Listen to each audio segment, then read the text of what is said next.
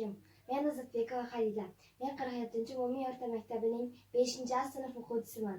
Men kelayotgan 9-may bayrami bilan barchangizni tabriklayman va barcha o'qituvchilarimga ta'zim qilaman.